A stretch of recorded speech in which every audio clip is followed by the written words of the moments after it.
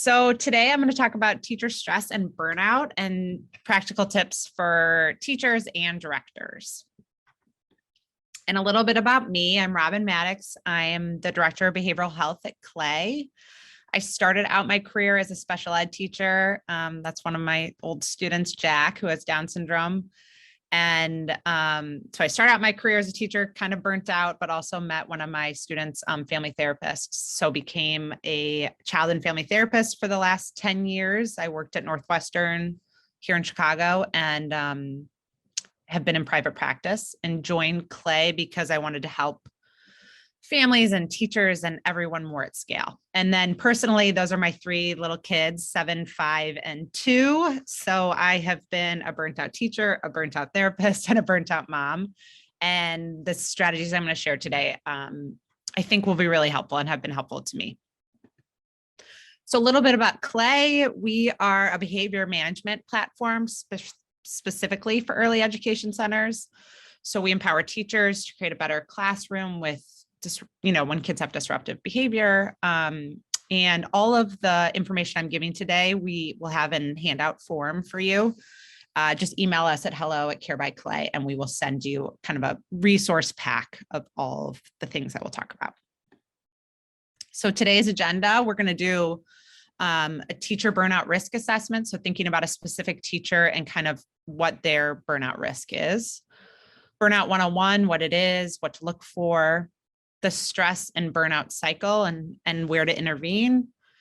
I'll share evidence-based strategies and the best research in how to alleviate burnout. And then we have a director attrition prevention checklist, and we will end with Q&A. But feel free to write in questions as we go, or just even interrupt me since there's just a few of us today. I want to make sure I'm making sense.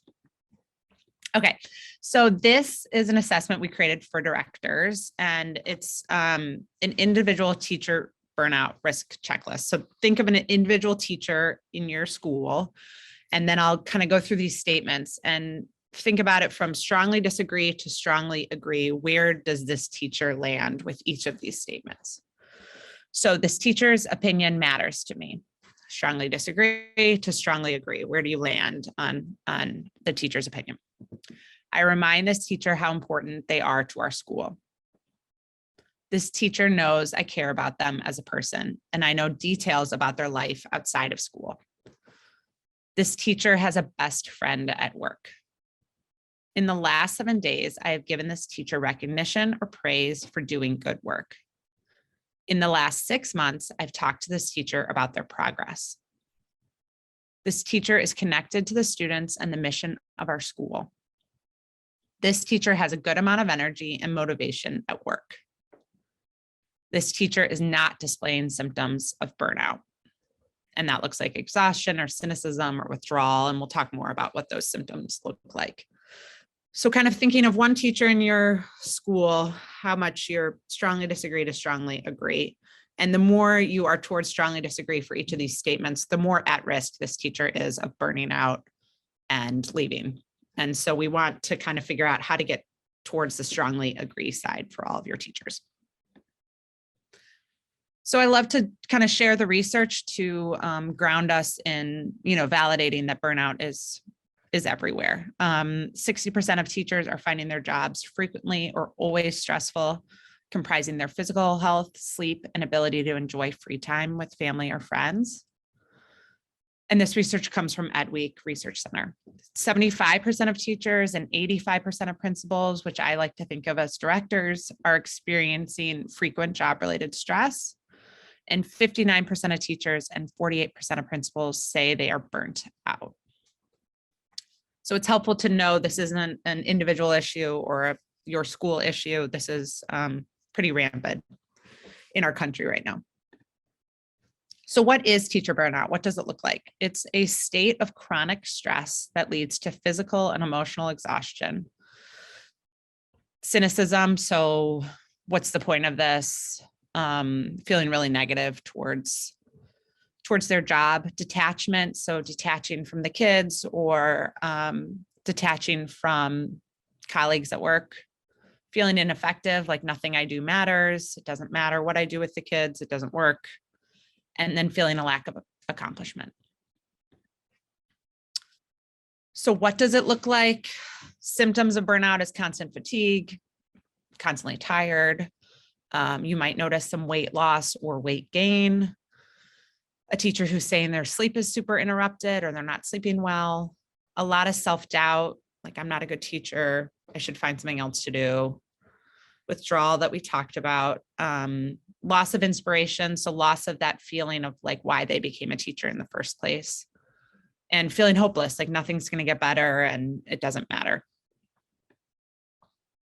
So I love these two visuals. This comes from Emily and Amelia Nagoski. They are researchers who researched the stress and burnout cycle. They wrote a great book on burnout. And I love this because they acknowledge stress is never going to go away, but there's a way to not become burnt out from the stress. So first I'll go over the burnout cycle that's on the left. So a stressful event happens. Let's say a child hits you in the classroom or bites another student, or a parent, writes an unkind email. If a teacher suppresses those feelings, so doesn't talk about it, doesn't say anything, goes on with their day, goes home, comes back, and never really processes that feeling of stress, that'll lead to burnout. And what they found is the healthy stress cycle. So the stressful event happens, a kid bites another kid, a kid hits you as the teacher, or a parent is unkind. If we use strategies to process stress, and they researched what are the best strategies to process stress.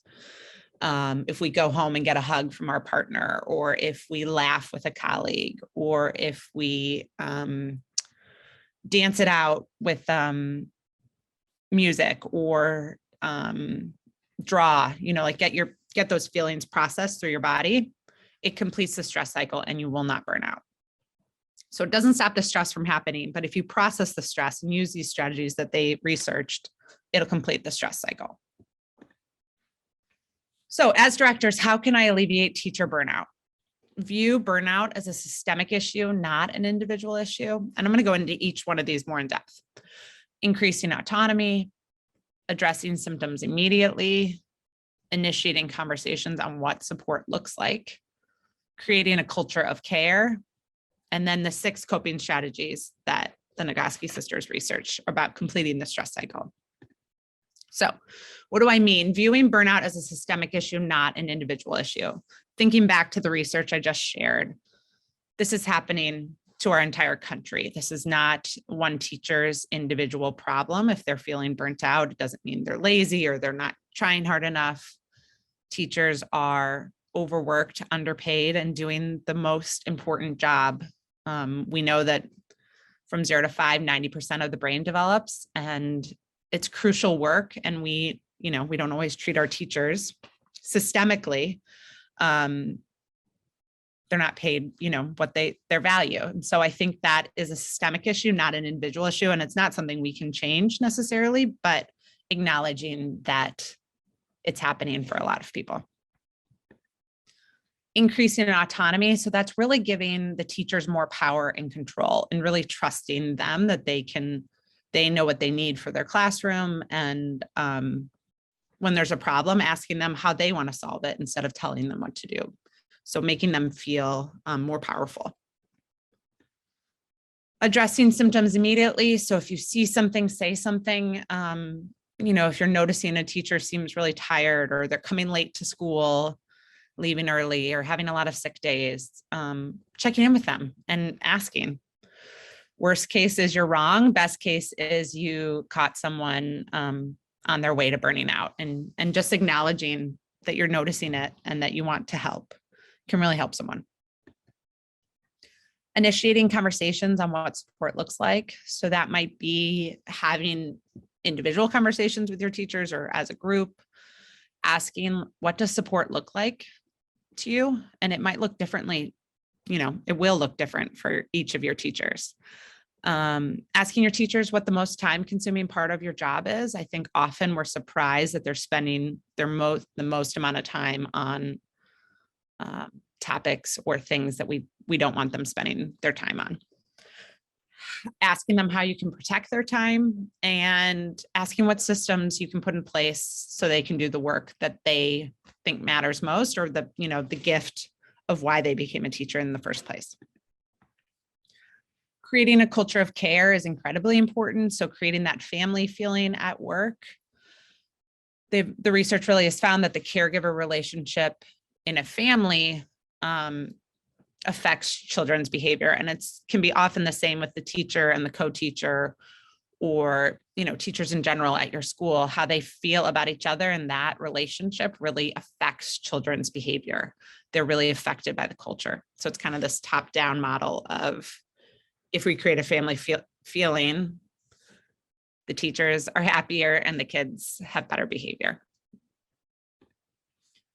So these are the 6 coping strategies that Dr. Emily and Amelia Nagoski researched for what is most helpful in completing the stress cycle. And I'll go through each one of these more in depth. So the first one is deep breathing. And I love 4-4-8 breathing. And that is, so breathing in for 4. So 2, 3, 4, holding for 4, 2, and then exhaling for 8.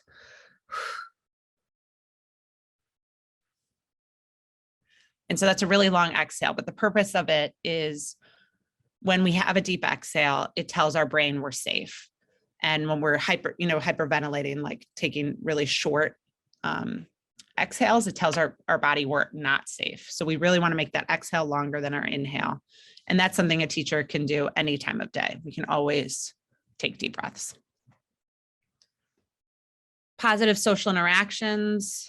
The research showed that social interactions was an incredible way to get stress out of your body. And the research has shown that social connections matter more than exercise and diet. Loneliness is as toxic as 15 cigarettes a day. So really, when you're thinking about your teachers, them not feeling lonely and feeling connected at work, and feeling like they're working together towards the common goal of helping children thrive. Laughter is always important, and the research echoes that. So when I was a teacher, we used to do Friday Funnies. We would email out, different things that made us laugh. And I feel like there's so many great memes and GIFs, and kids are so funny. And so I think finding, not making fun of kids, but finding ways of noticing the funny things they do throughout the day. And I love these memes, how preschool teachers feel at the end of the day on Friday, how I look when parents say, well, he never does that at home.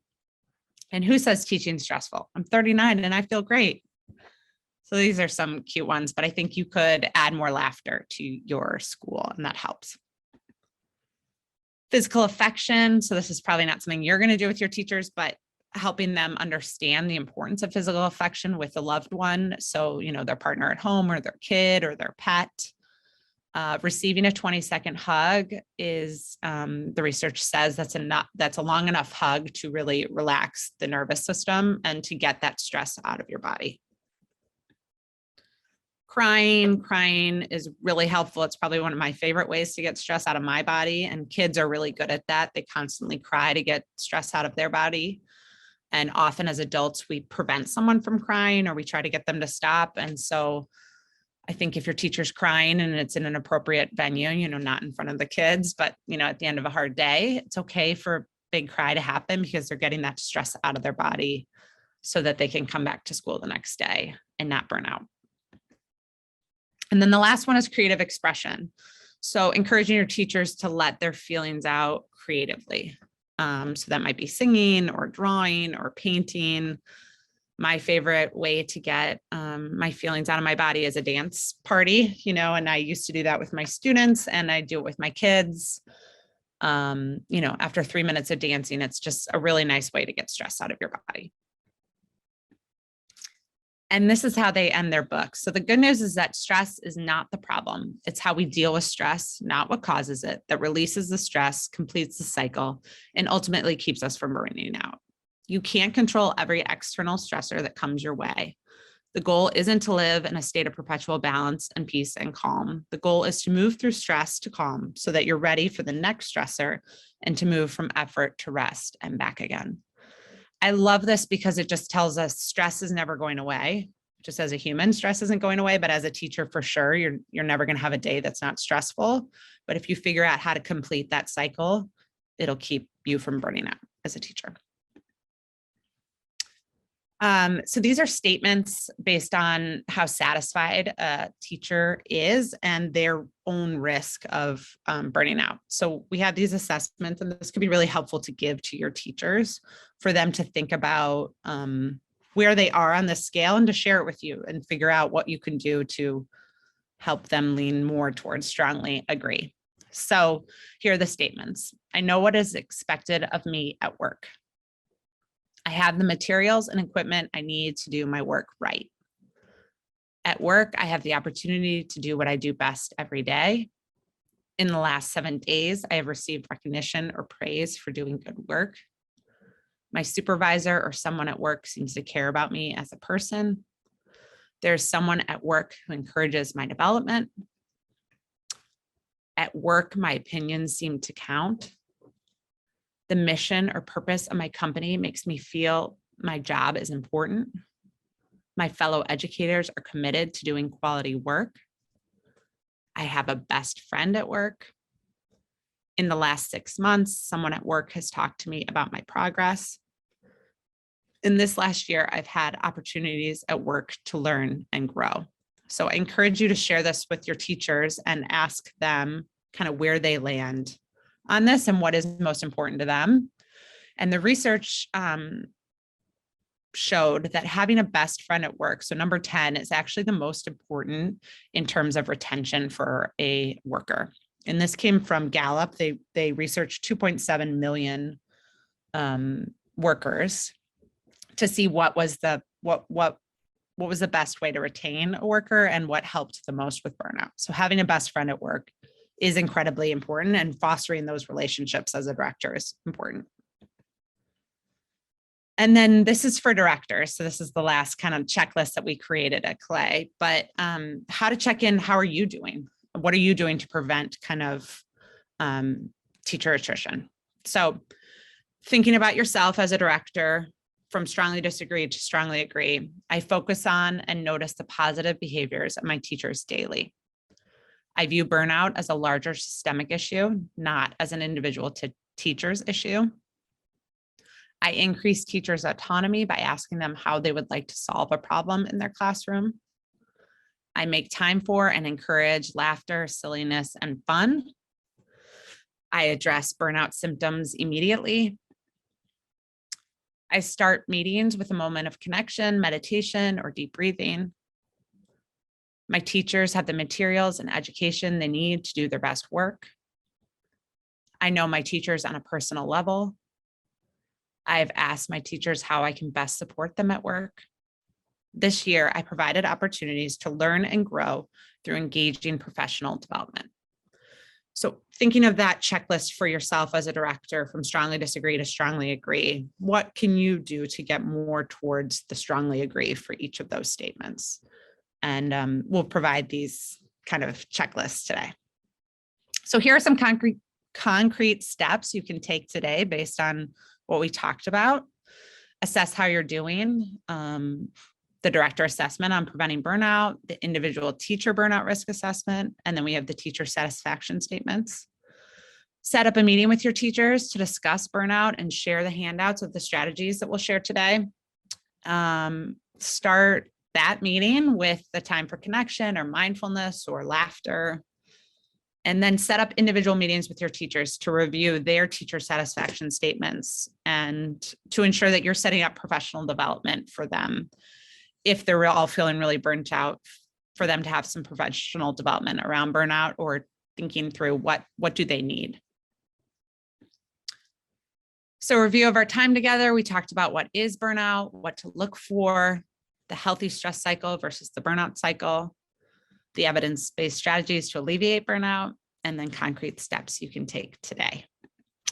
And then these are the handouts we'll have if you want to email us at hello@carebyclay.com to receive these.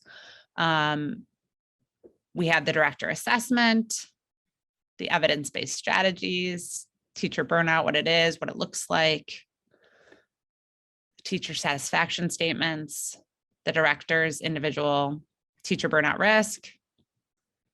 And then we have meditations we've created for burnt out teachers. So this one is self-compassion meditation for preschool teachers. They're short meditations that we've created that I think are really helpful for burnout.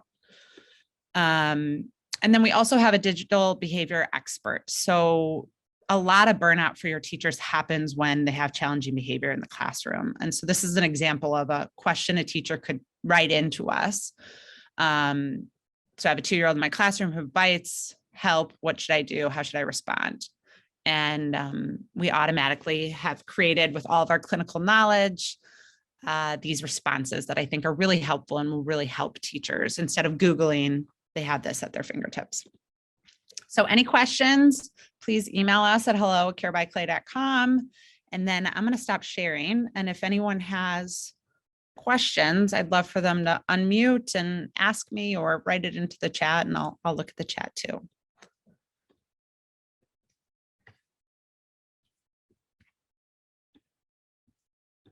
I have a question about that last tool you shared. Yeah. The one where teachers can come and ask a question, is that live with a real person on the other side, or is that It's actually AI generated. So nice. So it's a mix of, we trained it, with our own clinical knowledge, our favorite books, and then AI generated responses. Cutting edge. And is it also available through an app? Yeah, so it's all on our app. Lee, if you want to hop on at any point and answer questions too. Yeah, it's all on our Clay app and on our platform. I'm not as much in the tech side as I am on the clinical side. So cool. Riley said that was very helpful. Looking forward to using the assessments, especially. Thank you so much. Great. I'm glad those assessments. Yeah, it was fun to create. And do you guys ever go onto campuses, into centers themselves and do on-site assessments, evaluations? We haven't done that, but we have done, virtual professional development just for the teachers. So I have a kind of burnout one I do just for teachers, not for directors, as a way to help them kind of recognize their burnout and figure out what they can do to help. But nothing on site.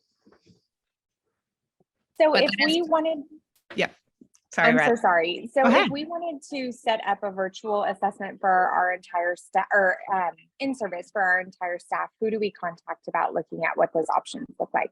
Yeah, so that's hello@Care by Clay. That'll be our Okay. side who sets that all up. Thank you. Yeah, of course.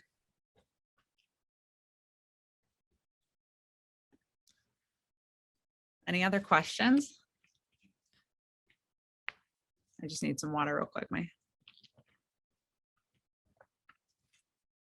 I have one more in mind if no one else has another question. Yeah, we can open up. I'm just thinking, so you're talking about preventing or dealing with burnout. What about, not even getting to the point of having burnout? I know, in some points burnout is inevitable. Yeah. But how can you create a culture in your childcare center that doesn't even get you to the point where teachers are feeling burnt out and everyone's, always feeling that motivation? Yeah. I mean, I think it goes to that kind of like prevention checklist that we went through of creating that family feeling of knowing your teachers on a personal level, of making sure they have a best friend at work, of giving them the tools to know what to, I think so often teachers come, many are, undertrained and are just thrown into this classroom and aren't set up for success. So I think when you set up a teacher for success and they really know how to handle challenging behaviors, and we're just seeing an increase in challenging behaviors since COVID for preschools. And I think it's hard, right? We can never pay preschool teachers as much as they deserve to be paid. And so no matter what, burnout kind of comes with that piece of it. But as much as you can create a place where they feel valued, even if you can't financially value that, you can make them feel like their work is really important. Does that answer the question? And does that apply for small and big centers across the board? I mean, I'm just imagining today I talked with a lady who had 50 teachers in her center, and that must be a whole other challenge in a center that has 4 staff members. Right.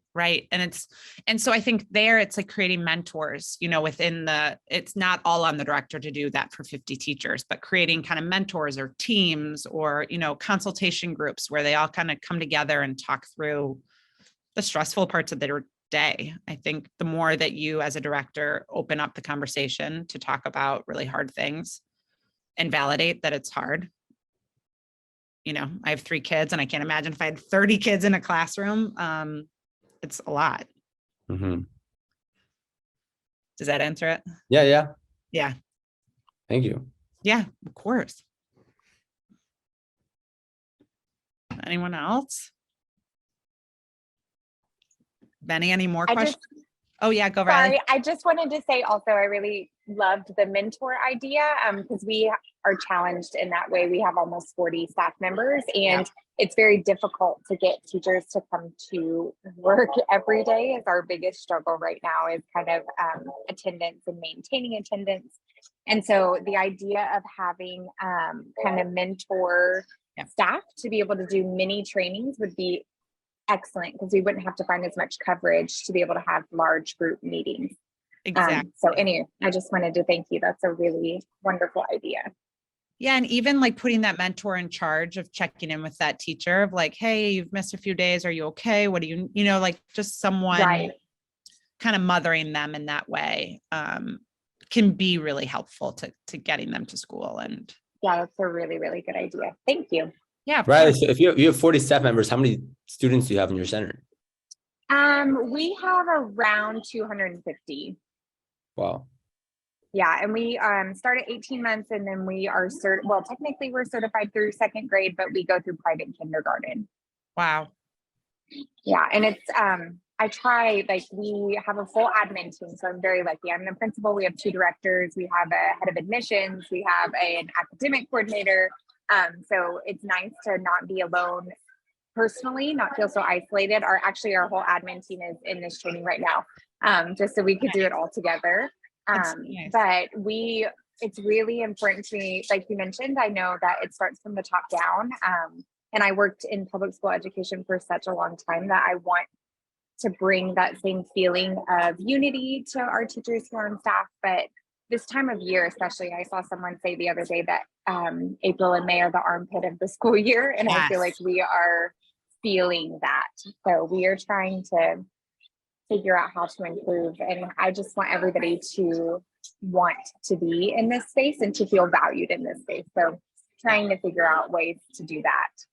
Yeah. I mean, I would encourage you to even just share that, that it's the armpit of the school year, and just, I saw my daughter's teacher this morning and she's like, oh my God, she just looked totally burnt out. And I think May is the time where you think school's about to be over and you need a break. So adding some laughter to that and really acknowledging how hard this time of year is. Yeah, and I feel like really kids nice. get a little bit crazier in spring too. Oh my gosh. Yeah. And like you mentioned, these COVID kids are a new breed. Like it's different than I've ever experienced. The calls we make home are unlike anything I ever thought we would have to make. I mean, it's just navigating like a whole new set of children is something that is very difficult to figure out how to manage, because there are inherent issues that you never imagined you would have to deal with. So yeah. I mean, it's such a systemic issue of parents being home with their kids with, no idea how to do it. And no social interaction for so long. So Right. You think your kids are being much more misbehaved than you were experiencing before? We are just seeing inherently a lot more violence, a lot more, like they're very rough with each other in a way that typically we have not seen with like 3, 4, and 5-year-olds. I've been with this particular school for almost 13 years, and we've just never, it's definitely the past 2 or 3 years have been something crazy different. There's a lot more hitting, a lot more threatening. I also feel like they're just exposed to things that we have never dealt with before. So lots of like adult topics that are coming up with toddlers that, have not been navigated. I don't know. It's just a very different, a lot more outbursts. Redirecting's harder. We do like a rotation process. So we're very hands-on. Our kids rotate through subjects like math, science, social studies, reading, writing, all of those different pieces. So everything we do is very brain-based research.